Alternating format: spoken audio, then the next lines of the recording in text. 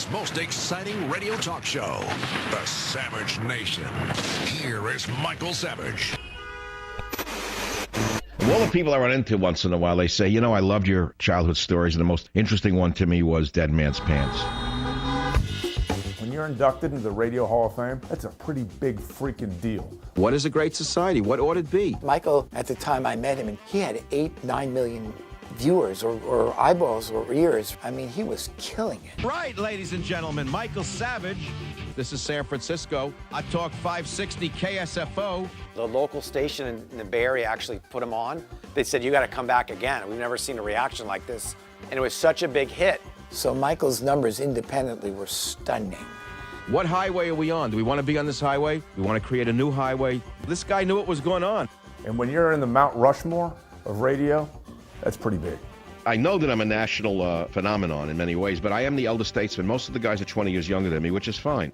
In terms of broadcast innovation, Michael was like the heavy metal version of that. He had been trying to warn the morons at the highest level for months now that this was coming. And took that to new heights. And Michael reigned supreme. We're talking about what kind of world do you want to live in? And I made a commitment to myself. The day I see myself starting to slip in delivery or in composing thoughts, has too much hesitancy, slip of tongues, I'm going to leave the media. These are the reason America's dying, because of these self-righteous phonies. They're still good.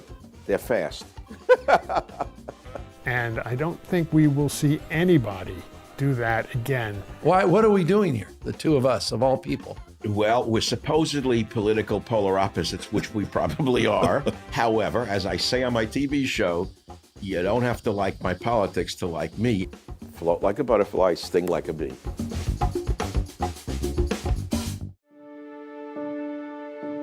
Michael's transition to radio actually fits in with that God moment, in the sense that you can't plan your life. And he understood that you can make a plan and you can also be guaranteed that it's not going to go that way. You've been blocked, you were shafted from what you wanted to be, which is a professor, and then you found radio late in life, because I remembered one word: survival. I was at a dead end. I was doing some consulting, but it wasn't working at a certain point. My wife worked all the time. I had children to take care of. I didn't know what the hell to do. So I remember going out on my deck. I roared like a lion in a cage. I said, God, I'm suffering. All I ask you is to give me a living. His family came from nothing, and they worked their way from the streets to raise him, and they suffered.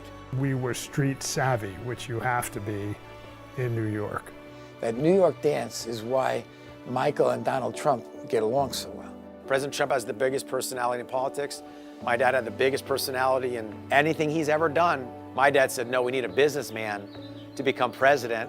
When Michael met Trump, he couldn't treat him like Mr. President. I mean, he tried. I know Michael, followed the rules. He called him Mr. President. But he's looking at him saying, so that's Donald from like the good part of Queens.